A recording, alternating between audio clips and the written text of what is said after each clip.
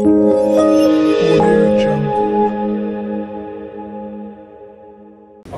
Bapak Ibu, terima kasih. Sore hari ini Bapak Ibu udah bisa datang ke sesi afternoon tea di ruang Research and Innovation Lab 700 RTTO.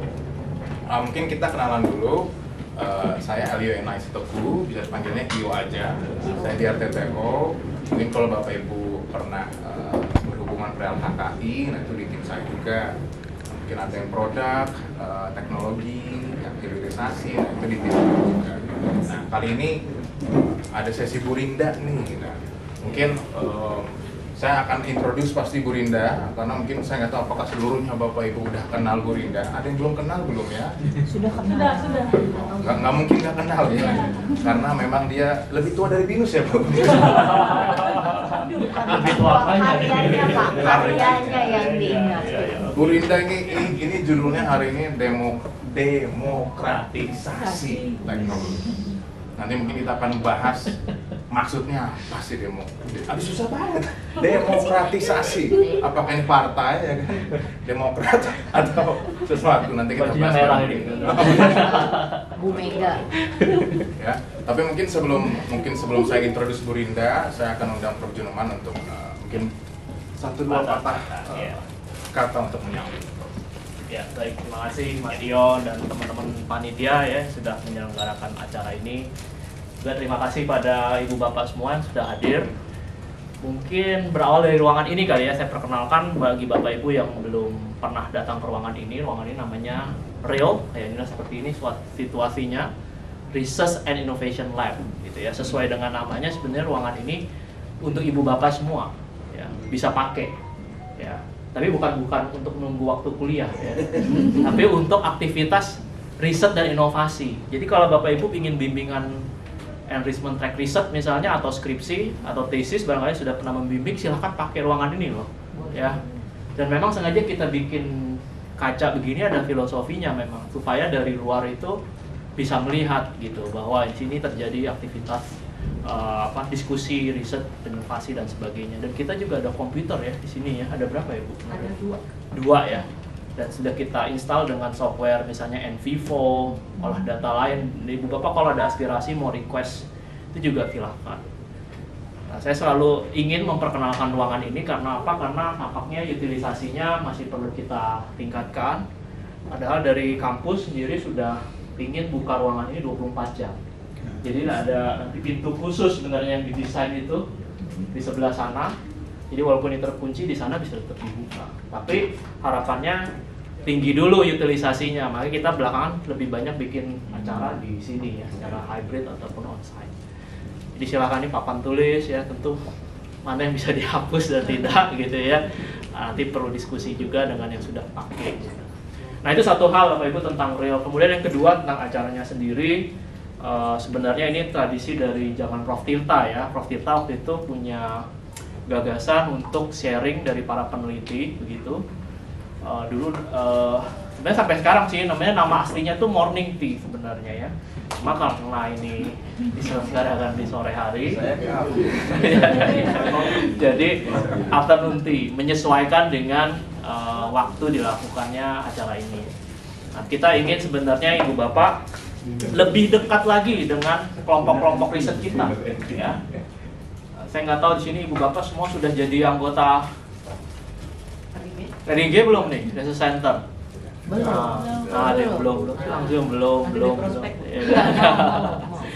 Padahal kita sudah present berapa kali ya, 2 kali setidaknya ya, di auditorium kita pernah ya kan, waktu itu milih kan ya RIG mana, terus kemudian juga kalau ingat yang rekar ya, rakor ya, di Bandung ya kan. Nah jadi kita ingin mendekatkan Ibu Bapak dengan RIG kita. Mungkin juga ada diskusi RIG itu ngapain aja sih ya, melakukan apa saja ya. Mungkin RIG juga sudah banyak kiprahnya gitu ya, supaya lebih banyak lagi, lebih merata lagi ya partisipasi Ibu Bapak ya di dalam kelompok riset. Kan masing-masing ada KPI Scopus, HKI dan sebagainya ya.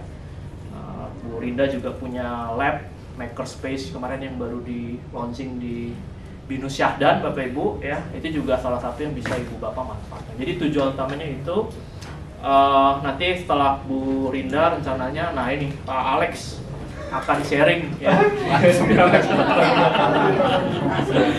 Morning tea, apa Pak Alex judulnya Pak Alex nanti? Belum tahu. Judulnya belum tahu. Artinya bisa dilihat di sini. Di sini Bapak ya, nama-nama RIG dan research centernya begitu ya. Jadi silakan manfaatkan ya. Ya, silakan. Ibu Bapak mohon dimanfaatkan kelompok-kelompok riset kita. Ya. Tapi mohon maklum kalau ya sesuai dengan personality masing-masing leader ya, saya kira ya, ada yang mungkin masuknya ada seleksi, mungkin ada tesnya dan sebagainya gitu ya. Ada yang langsung bisa join dan sebagainya, ya itu maklum sajalah keragaman ya, diversity. Saya kira itu pengantar dari saya. Terima kasih Bu Rinda secara khusus sudah mau berbagi topik ini. Judulnya memang sudah kita diskusikan ya, demokratisasi. Nanti Bu Rinda mungkin tafsirannya apa, silakan menyampaikan. Terima kasih sekali lagi Pak Elionai dan Bu Nolina sudah organize acara ini, dan juga Mbak Hilda yang foto-foto di sana. Ya, ya. Terima kasih Prof. Ya. Terima kasih Prof. Ya. Baik, terima kasih Prof. Jenuman. Ya, ini kita saatnya untuk memperkenalkan Ibu Rinda yang sudah terkenal ya. Mungkin saya akan perkenalannya bareng teman-teman sih. Ya. Bapak Ibu, ada yang sudah tahu nggak produk Bu Rinda apa aja nih? Ada yang bisa sebutkan satu aja? Ada yang sudah tahu? Banyak. Oh banyak. Bu makanya jangan banyak-banyak Bu. Kalau banyak tuh orang jawabnya banyak. Jadi Bapak Ibu, kalau kita ngomongin demokratisasi, Bu Rinda udah bikin beberapa produk yang emang arahnya perihal empowering. Ya, mungkin menaikkan harkat martabat kelompok-kelompok atau unit-unit atau daerah-daerah yang cukup tertinggal.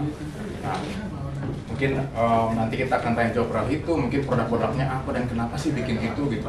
Kan banyak banget topik, dengan Bu Rinda udah punya tim seperti ini, kenapa sih pengennya ngarahnya ke sana terus ya.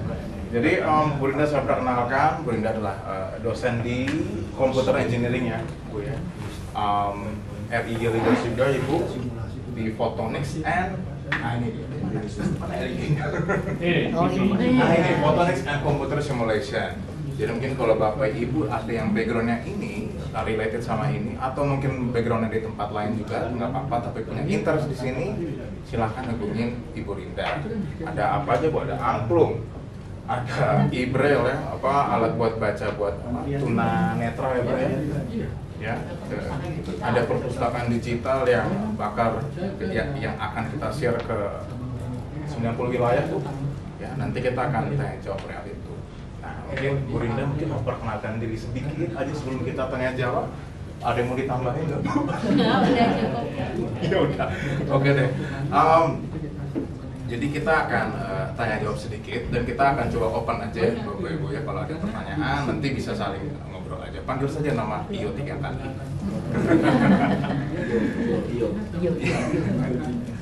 Saya lihat contekan dulu. Oke, mungkin kita berawal dari judul Bapak Ibu. Mungkin kita minta pandangan Bu Rinda mengenai apa arti demokratisasi teknologi. Itu dulu Bu ya. Oke, aku diri juga boleh ya. Oh iya. Biar yang belakang kelihatan juga Bu. Iya, iya. Bu perlu bikin dulu. Iya, enggak. Sebenarnya ini, sebelum kita masuk ke demokratisasi teknologi, ada satu hal yang paling penting sebagai manusia, itu adalah mempertanyakan apa sih arti hidup kita yang sebenarnya. Dalam Ya kan, setiap orang, setiap individu pasti bertanya-tanya lah di dalam hidup ini, untuk apa sih kita bangun pagi, berangkat kerja, ya nggak, ngurusin keluarga, lalu kita bekerja bersama teman-teman, mengajar, pulang, tidur, besok begitu lagi, kan menjadi sesuatu yang rutin. Tetapi ketika kita menghasilkan sesuatu, membuat sesuatu, gitu ya, kemudian sesuatunya itu bisa memberi arti untuk yang lain, itu ada kebahagiaan tersendiri yang mungkin nggak yang mungkin saat itu belum kita rasakan sampai hal itu terjadi. Lalu pertanyaan yang berikutnya yang mendasar adalah kita bisanya apa? Misal, saya ini cuma ibu rumah tangga, misal gitu.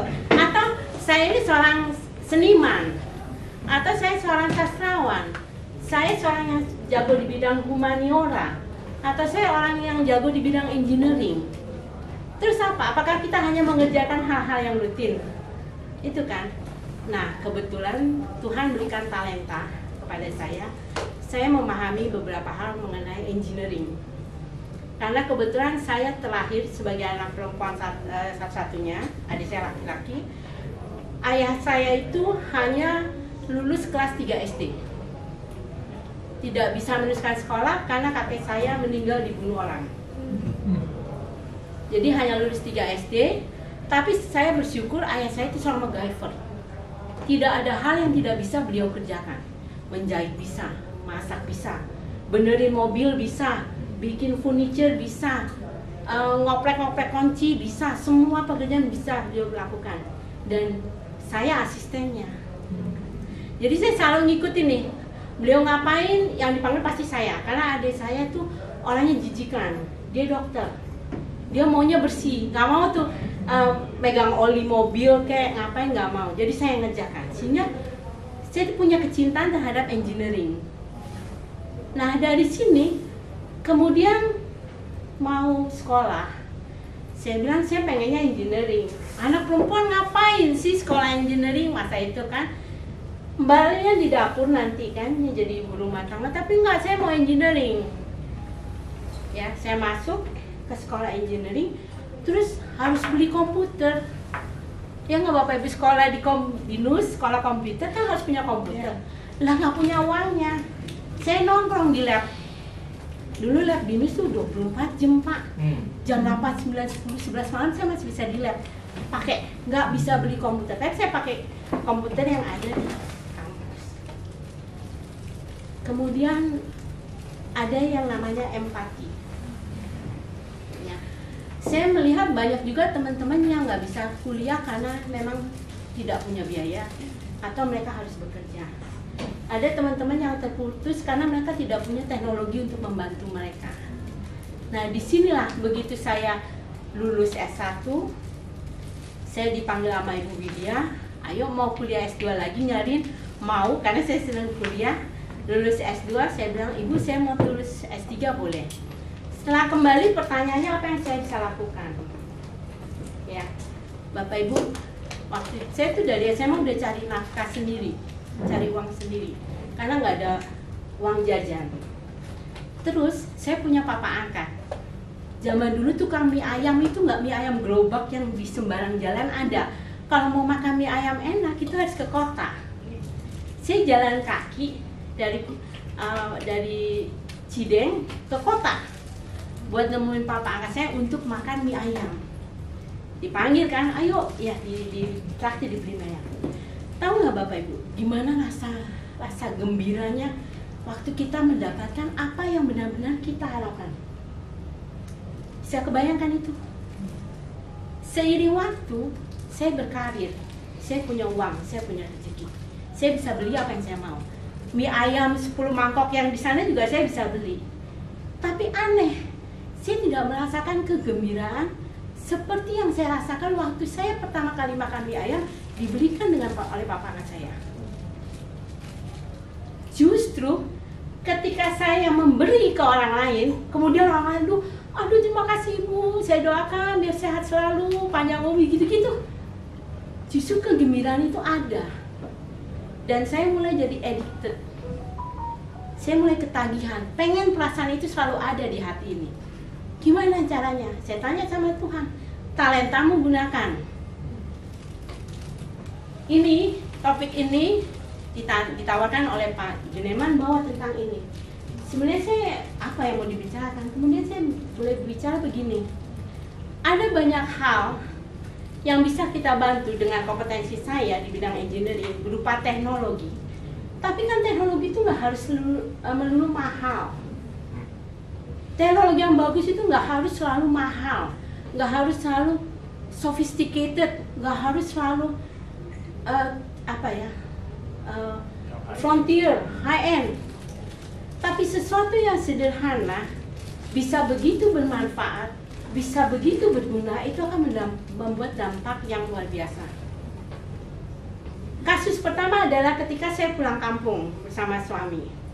Di kampung, suami saya itu nggak ada air, Bapak Ibu.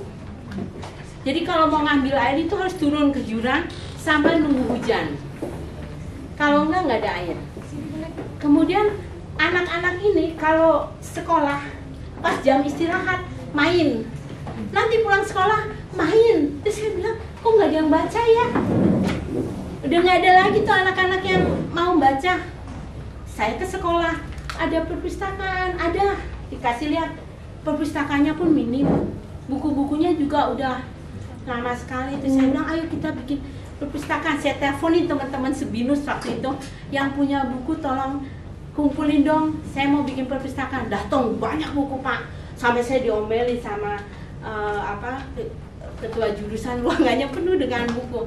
Tapi ternyata bukunya adalah buku bekas sekolah anak-anak. Sehingga bukan itu yang diminta, maunya sih buku pengetahuan umum gitu ya Bapak Ibu, buku cerita gitu kan.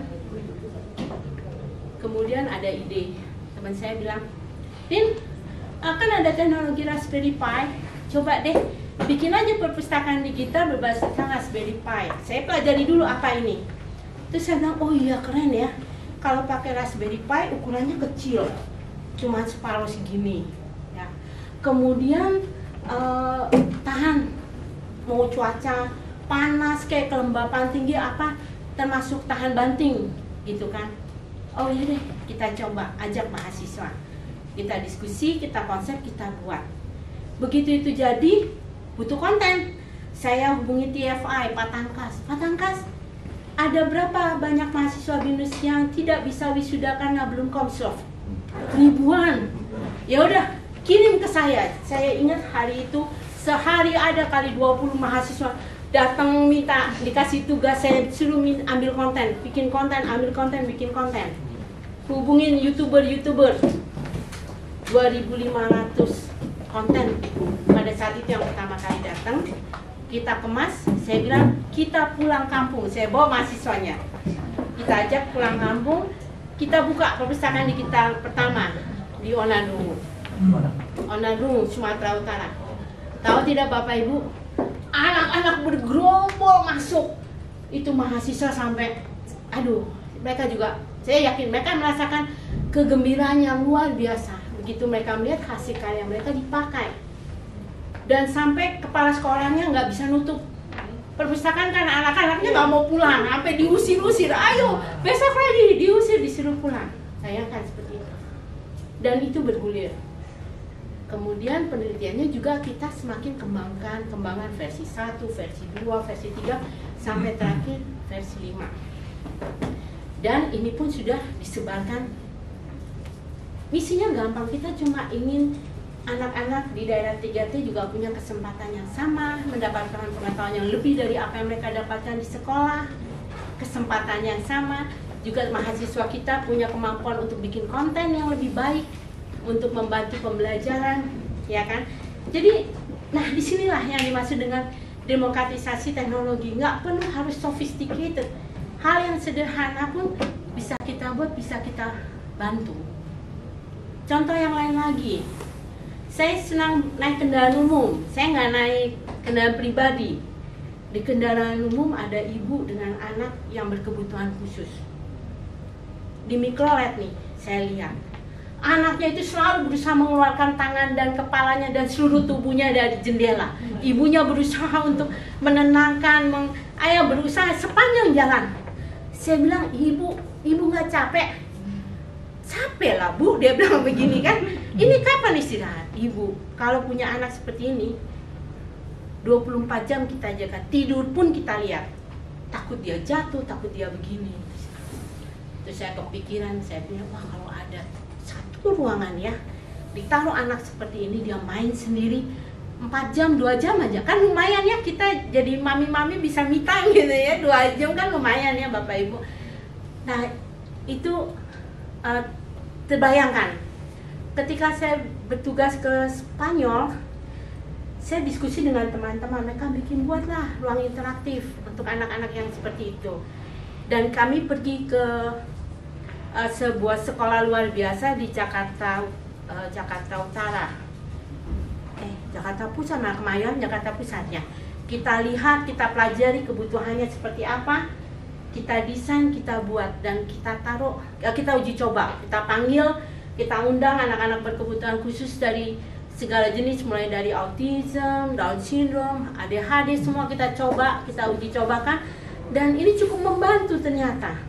Guru-gurunya juga bilang, wah mereka malah lebih mandiri dengan ruangan ini. Maka kemudian dengan Itika Baik kita pasang di Yayasan Tia Asih, sebuah panti asuhan untuk anak-anak berkebutuhan khusus. Karena ternyata kasusnya di tempat kita, ketika orang tua mendapatkan anugerah yang luar biasa dari Tuhan, seringkali malah dibuang, ditinggalkan ya. Dan ini juga sampai sekarang kita coba tawarkan ke rumah sakit untuk membantu dengan biaya BPJS, sehingga anak-anak yang seperti ini tidak lagi dianggap aib bagi keluarga, tidak lagi dipasung. Kita konsisten terus melakukan, kita komitmen melakukannya, nanti pasti akan ya kan, nanti pasti akan ada hasilnya. Tapi semuanya itu akan lebih baik kalau dimulai dengan empati. Jadi kita bisa tahu apa yang kita lakukan ini memang orang lain sangat butuhkan. Itu sekian dari saya, Pak Yu.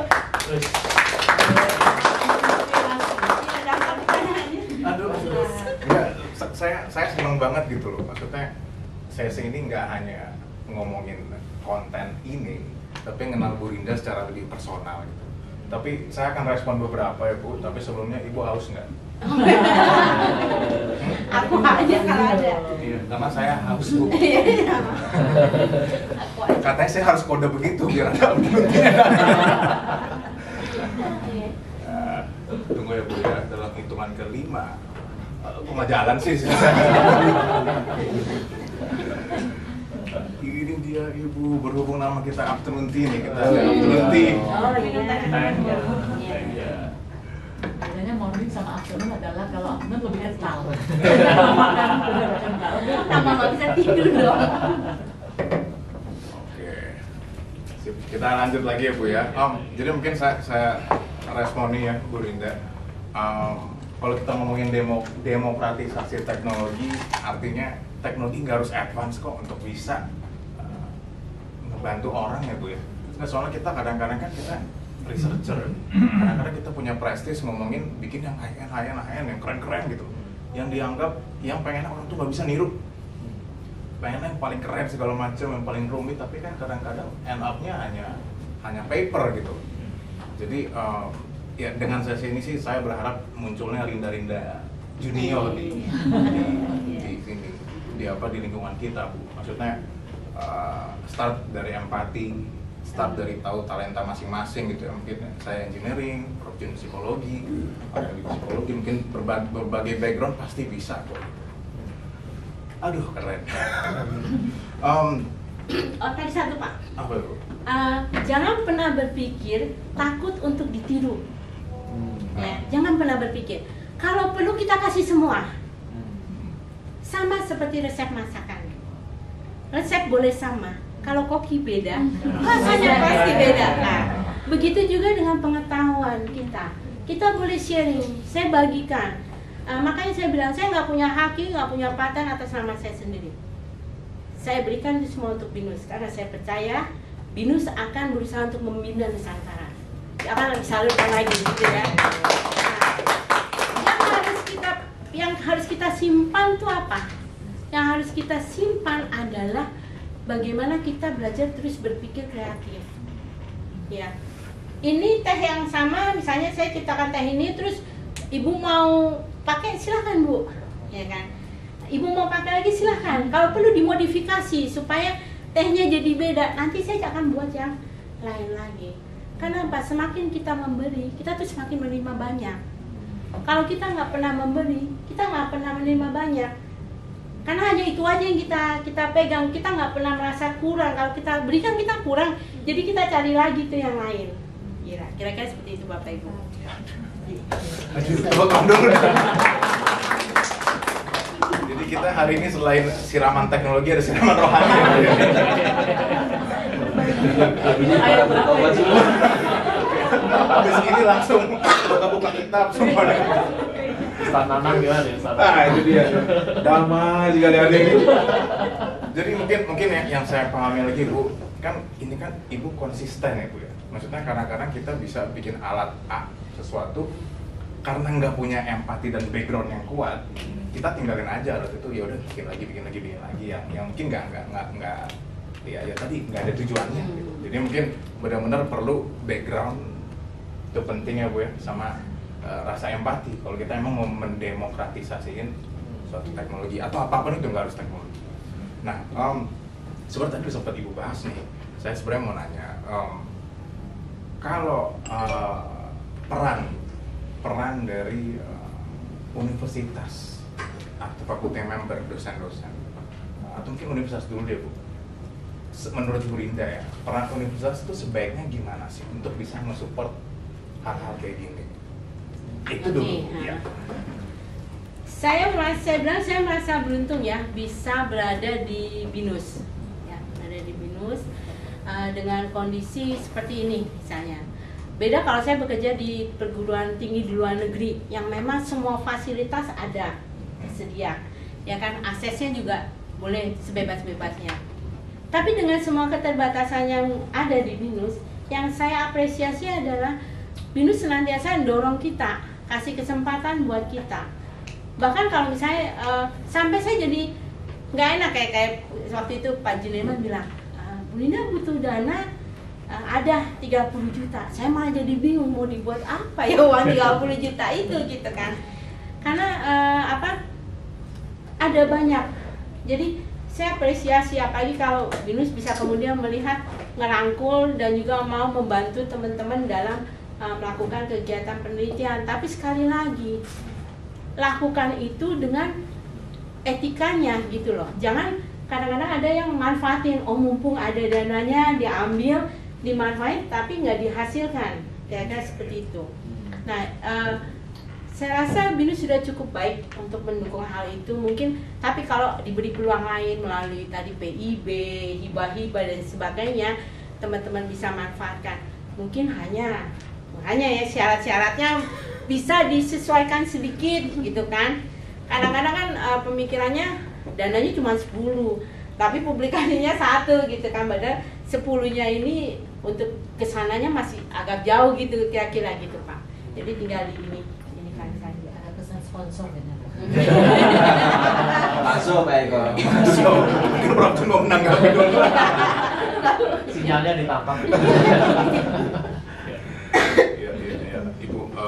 Terus kira-kira Bu project next-nya yang lagi on progress atau mungkin yang lagi mau dikerjain apa nih? Ya. Siapa tahu teman-teman yang related bisa Ya. joinan gitu. Betul.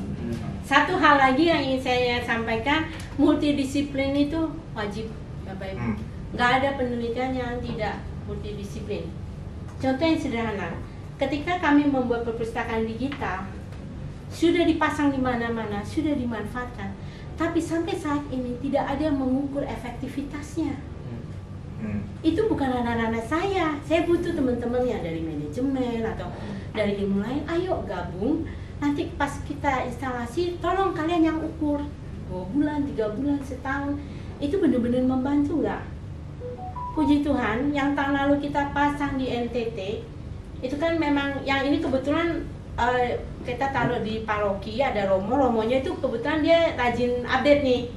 Dia cerita, Bu, jujur, dia kasih kan setiap sore itu anak-anak datang pakai, sampai dia bilang saya nggak bisa tidur siang, ini gimana caranya? Saya bilang bikin jadwal Romo jam 4 sampai jam 7 malam, anak-anak sudah datang pakai. Kesaksian beliau baru bulan lalu, beliau bilang berpuluh-puluh tahun dari kampung ini tidak ada anak yang lulus masuk sekolah seminar, tapi sejak ada perpustakaan digital mereka latihan setiap sore. Puji Tuhan tahun ini ada 2 dari kampung itu bisa masuk sekolah seminar. Nah kan kalau gitu kan Iya, iya. Ini kita aja jadi merinding gitu ya dengannya ya. Kan jadi senang sekali. Jadi apa yang kita buat dengan sederhana itu ternyata bisa cukup membantu. Nah, proyek yang sedang berjalan kemarin itu kami buat mesin pembuat tempe rumahan. Memang tidak untuk orang Indonesia. Itu diperuntukkan dijual di negara non Asia. Salah satu caranya adalah juga untuk mempromosikan tempe sebagai satu-satunya makanan yang ada di Indonesia, dipromosikan sebagai vegan healthy lifestyle di negara-negara Eropa. Ini dalam versi beta. Kemudian ada wayang. Tadi kan sebel lihat mahasiswa nggak pernah nonton wayang, saya suruh bikin wayang otomatis. Ada dua. Yang satu wayang kulit yang akan diganti dengan wayang klitik karena ternyata setelah diuji coba ada banyak kendala. Dan yang kedua wayang beber. Uniknya wayang beber ini yang mengerjakan adalah 3 mahasiswa dari Prancis. Jadi nanti wayang ini dalam bahasa Indonesia, bahasa Inggris, bahasa Prancis. Nanti saya akan ajar teman-teman sastra Jepang, sastra Cina untuk gabung. Dan ini udah kolaborasi dengan DKV karena yang gambar wayangnya orang-orang DKV dengan 3 style grafik, style kartun, style apa gitu. Satu lagi saya nggak ikut. Tapi ini udah berjalan prosesnya. Kita juga punya alat pemisah sampah berbasiskan AI dengan menggunakan kamera yang akan memisahkan antara botol plastik, gelas kertas, sama kaleng. Juga sedang berjalan. Itu nantinya untuk membantu, kan di sini mahasiswa suka banget tuh ya beli minuman-minuman untuk bantu untuk pemilahannya. Lalu yang sedang jalan lagi, mudah-mudahan itu mesin dispenser sabun. Ibu-ibu kalau belanja ke supermarket, beli Molto, beli Rinso, pasti beli yang isi ulang kan, refill kan. Terus sampah plastiknya banyak ya. Nanti kita bikinin mesinnya. Kita kerja sama Unilever kayak atau dengan Wings, jadi cukup bawa jerigen botol isi ulang itu.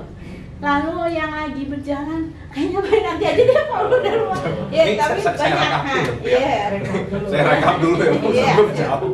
Jadi tadi Bapak Ibu ada mesin tempe ya Bu ya, mesin pembuat tempe yang emang kita aimnya untuk dipakai di luar untuk naikin branding Indonesia dan juga saya aja lupa. Ya, saya Nanang Suprayadi dari psikologi. Terima kasih Bu Rinda, sangat menyentuh ya, dalam ya, jero kalau bahasa Jawa ini. Jero pisan ya, jero pisan. Menarik dari paparan-paparan yang Bu Rinda sudah sampaikan. Kalau empati mungkin dosen-dosen BUNUS ada kali ya, punya gitu. Saya sendiri kalau misalnya, kebetulan saya di psikologi pendidikan gitu, jadi banyak bersentuhan dengan aspek-aspek pendidikan ini. Kenapa kualitas pendidikan kita selalu misalnya belum bisa naik gitu kan, katakanlah dari PISA, program International Student Assessment kita terus berada level bawah gitu ya. Nah itu ada empatinya ada gimana gitu. Mungkin karena saya waktu kecil nggak bermain oli kayak apa. Jadi sentuhan teknologinya itu masih sangat basic gitu ya. Ide teknologi apa gitu yang bisa diterapkan gitu untuk peningkatan misalnya dalam hal ini kualitas pendidikan di sekolah-sekolah. Tadi saya dengar cerita Bu Rita di 3T gitu kan. Nah pasti kita juga lihat ya, termasuk sekolah-sekolah di sini terkadang secara akses secara ini sudah bagus, tapi quality of teaching itu yang masih sangat rendah. Nah dalam hal ini saya kebetulan di psikologi pendidikan itu riset saya tentang differentiated instruction gitu. Nah, saya ide-ide bagaimana memanfaatkan teknologi ini yang masih ya mungkin ini ya karena tadi belum main oli kali gitu ya. Mungkin ada ide-ide bagaimana memanfaatkan teknologi di penerapan dalam hal ini quality of teaching, itu Inggris di quality of teaching. Ibu mau langsung jawab aja. Gini Pak, waktu Bapak menelaah tentang psikologi dulu tadi, bisa nggak dijabarkan dulu problem utamanya itu di mana. Nah nanti kalau memang teknologi adalah jawaban untuk ke sana, mungkin bisa di kerjasama dengan teman-teman TI atau kami juga untuk bicara bikin aplikasi-aplikasi yang seperti game, tapi nggak taunya itu bantu buat drilling cara belajar mereka. Contohnya paling sederhana, ketika anak saya masih kecil sekali, dia punya koleksi mobil Hot Wheels. Pada suatu ketika dia bilang, Hot Wheels udah banyak banget, kalau buka lemari langsung lantai penuh kan. Aku belum mau beli Hot Wheels yang warna hijau. Dia bilang. Maka yang saya lakukan adalah, ayo kita kelompokkan dulu, ya, berdasarkan warna. Nah, terus dia jadi belajar tuh, merah, kuning, biru, dia kelompok-kelompokkan kan. Sudah ada kan hijaunya ada ternyata. Terus saya bilang, tapi jumlahnya nggak banyak, nggak sebanyak warna lain. Saya bilang, ayo hitung. Nah, jadi belajarnya udah belajar warna, dia belajar lagi hitung. Nanti kalau dia sudah agak pintar dikit, saya bilang pisahkan antara yang sedan dengan yang truk gitu misalnya. Jadi mungkin Pak, kalau nanti dari hasil penelitian Bapak tadi, ayo kita diskusi. Kalau memang butuh dibantu teknologi, di yang mananya? Apa karena kita tadi sudah generasi X, Y, Z, jadinya lebih suka kalau ada teknologi. Makanya waktu saya mau buat perpustakaan, kata teman saya, tanggurin, nanti buku juga nggak mau dibaca lagi, bosen. Oh iya, kalau dikasih gadget, dikasih komputer, layarnya gede, pasti intens nih. Pak, di Papua, di Sentani, anak umur 4 tahun, belum pernah pegang apa-apa, begitu dikasih itu, langsung cak-cak mamanya dia kalah. Mamanya nggak bisa dia, gini loh Ma, dia dimainin gitu. Jadi bisa kita lihat Pak, jadi monggo, saya punya klinik setiap hari Jumat yang harus didaftarkan melalui Ibu Listia ya, atau Bu Erma. Nanti silakan setiap hari Jumat. Ya, terima kasih. Jangan lupa masuk klinik. Ya. Jangan klinik yang di bawah ya, Pak, sakit. Itu kepala sakit. Iya, ini saya rekap dikit tadi Pak Nanang dari sekolah kita tadi, pertanyaan adalah gimana cara naikin quality of teaching ya Pak ya? Maksudnya bagaimana caranya? Ya, dari Bu Rinda udah sempat kasih arahan lah ya. Coba dicari dulu apa yang perlu diulik ya Bu ya. Kalau emang itu base teknologi, game apa itu namanya apa ya Bu? Pokoknya mempelajari tapi ya gaming itu apa sih istilah keren? Gamification ya? Apa gamifikasi atau apa mungkin itu bisa membantu untuk menaikkan quality of teaching. Oke, gitu. Thank you ya Bu Rinda. Ya, sama-sama. Nah, Bapak Ibu ada pertanyaan lagi kah? Satu orang lagi silahkan. Saya mau nanya. Perkenalkan nama saya Andrea, saya dari BDSRC, saya orangnya Prof. Benz. Saya mau nanya, saya tertarik sekali dengan mesin pembuat TDP itu.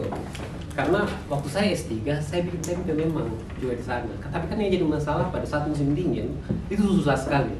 Nah, kira-kira apakah sudah diuji mesinnya itu di daerah dingin? Karena setahu saya, kalau sudah musim itu autumn sampai nggak pernah jadi tempe itu. Nah, apa Bu?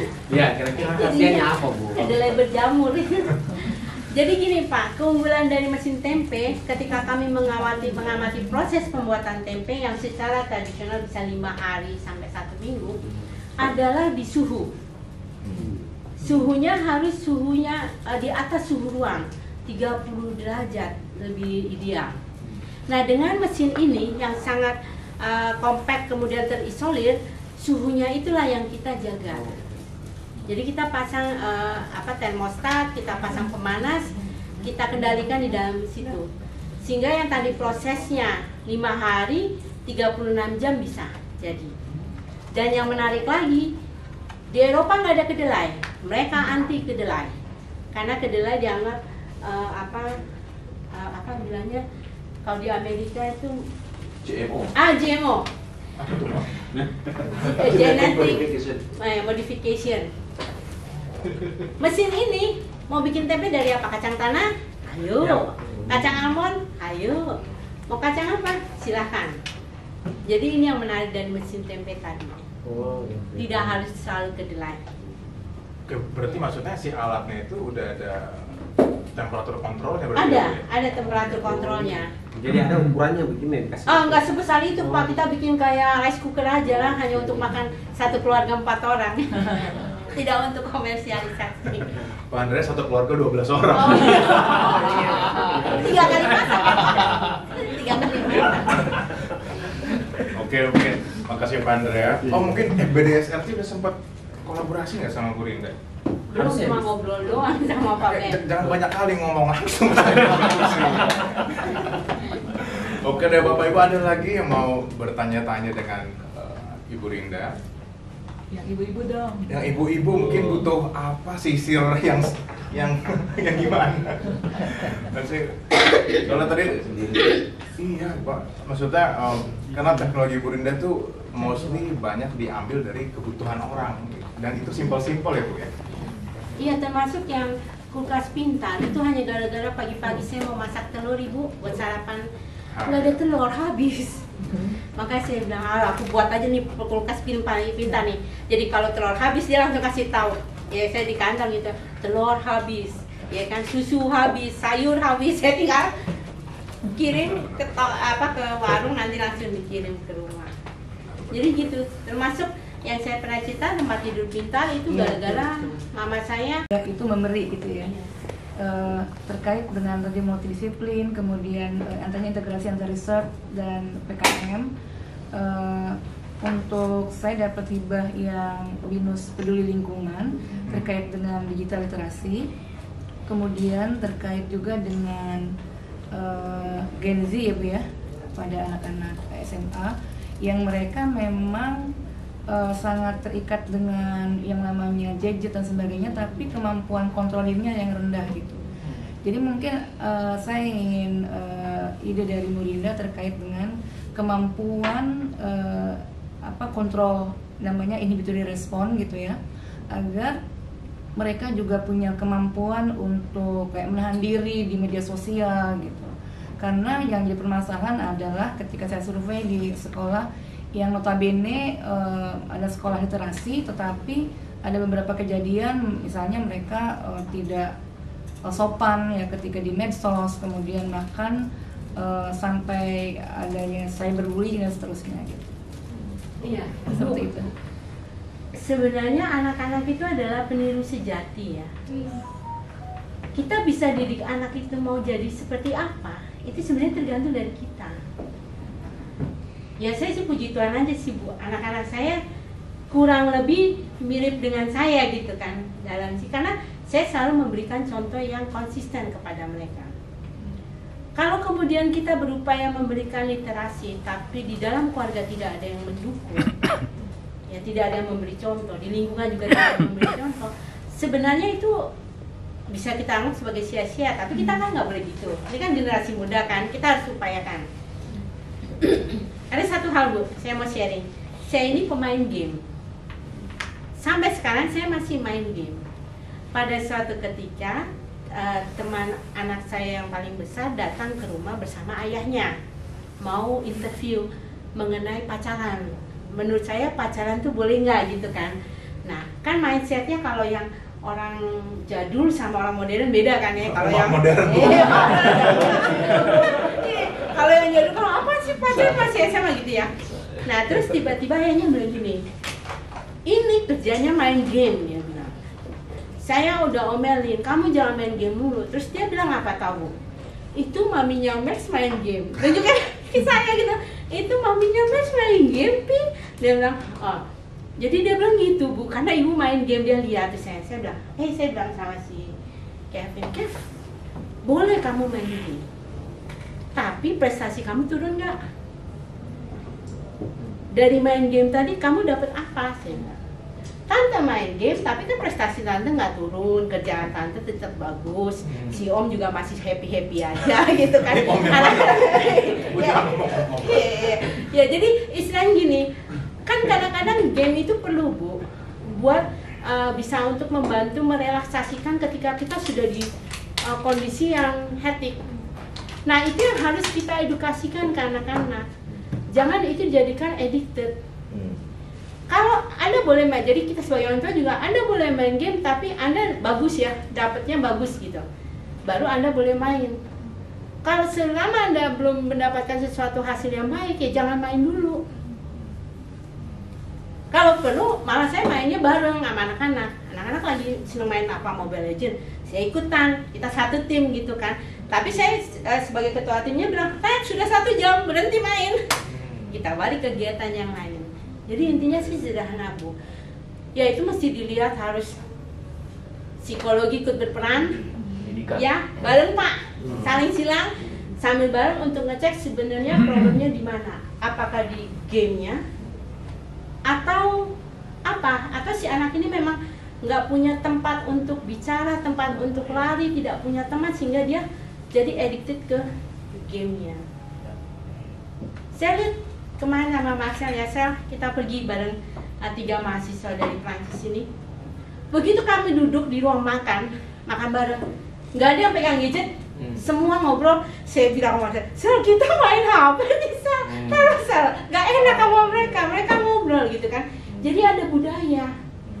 Bahkan kalau di Australia Bu, kalau makan di restoran, kalau naruh HP diskon 20%.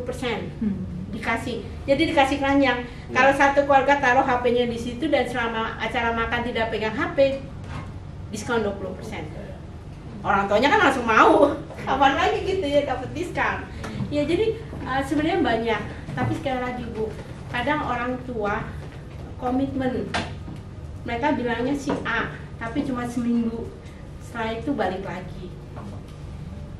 Ya yang seperti itu sih ya, saya lihatnya hanya itu.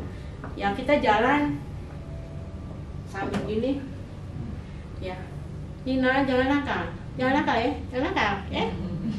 Kamu ngapain? Jangan nakal. Tapi dia begini terus gitu kan.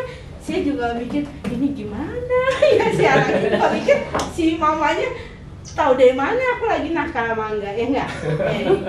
Kira-kira seperti itu Bu. Nanti dibikin riset kolaborasi Bu. Iya. Kalau saya psikologi kan penolong psikologi juga. Oh iya, nanti bisa sama yang lain kan tadi Ibu. Iya. Bisa. Lead by example jadi Iya, Bu ya. lead by example. Ini jadi kalau ngomongin game, ini cerita juga Bu. Jadi adik saya tuh seneng main game Bu. Cuman ini mungkin kasus ekstrim ya Bu ya, kasus beda. Jadi adik saya dia senang main game, terus kan dia kuliah tuh S1 di Amerika. Nah di Amerika itu semua internet gini mendukung, sehingga game dia ini game yang terkenal di seluruh dunia dan dia tuh top 5% of the world dia bilang. Saya tuh ranknya top 5% of the world. Tapi IP-nya 1,7 gitu. Nah habis itu kan kita tarik balik ke Indonesia. Nah, kita ya bapak marah lah ya kan, apalagi bapakku kan orang Batak ya Bu. Orang Batak itu nggak dianggap sukses Bu kalau bukan jadi pengacara, engineer ya Bu. Yang lainnya udah Judika tahu ya Bapak Ibu ya, yang udah jadi menang segala macam aja sampai bikin lagu Papa Mamamu Melarang ya kan. Karena mungkin nggak dianggap sama bapak mamanya si Dumai ini. Iya. Nah jadi mungkin adik saya waktu pulang dia bilang, Papa sponsorin saya gadget, PC segala macam. Saya bisa bikin uang dari sini. Nah mungkin salah satu peran orang tua juga mungkin ngelihat kali ya, belajar melihat ini anak apakah emang expert banget di situ. Karena sekarang kan game-game digital udah banyak perlombaannya gitu, udah kayak sport yang beneran gitu ya, udah kayak sport bola apa ada. Jadi mungkin satu lagi tambahannya Bu, kalau emang ada anak-anaknya yang edik kemarin ke sana, mungkin kita perlu lihat apakah benar-benar ini orang hebat banget sehingga kita bisa support. Tentunya ini modern dan tradisional Iya, Bu, iya ya. modern dan tradisional tergantung orang tuanya tadi. Iya, soalnya pas adik saya gitu ada ditampar Bu. Ya sama pas yang interview boleh pacaran, kalau menurut saya sih boleh, suami saya disuruh apa? Saya udah Ibu disuruh. suaminya orang Batak ya? Iya orang Batak. Jadi itu juga. Iya kan? Jadi mungkin selain ya tadi ya ada hal yang kita anggap selalu negatif ya Bu ya, tapi kita perlu lihat lebih detail lagi background dari kenapa sih pacaran, kenapa sih main game gitu. Main game, karena nggak selamanya. Nggak selamanya leading ke sesuatu yang negatif.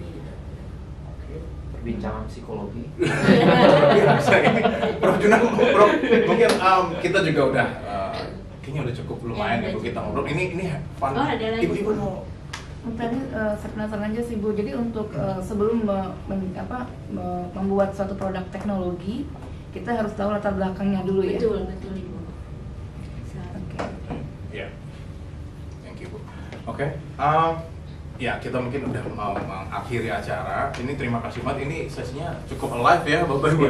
Cukup banyak yang didapat ya, nggak hanya dari gimana kita mau ngeran research kita ke depan, tapi ada pelajaran yang sifatnya personal yang saya sendiri tadi di awal-awal aduh gitu loh. Aduh Nggak, kayak saya lihat, aduh ini hidup gua gampang banget ya. Harusnya nih saya udah dikasih hidup kegampangan, kita harus bisa lebih lagi bermanfaat buat Bu Rinda. Buat Bu Rinda. Saking tersentuh. Saking tersentuh. Oke, mungkin Bro John sebagai penutup ada yang mau disampaikan? Bu Nurlina ada yang mau disampaikan? Ya, Oke. Makasih banyak Bu Nurlina. Kalau gitu Bapak Ibu sekalian, kita tutup dulu sesi kali ini. Kita mau foto bersama dulu mungkin. Di mana kita foto bersama? Sini aja. Di sini aja. Saya undang Bapak Ibu untuk maju ke depan, kita foto bersama. Dan sebelum kita berikan tepuk tangan buat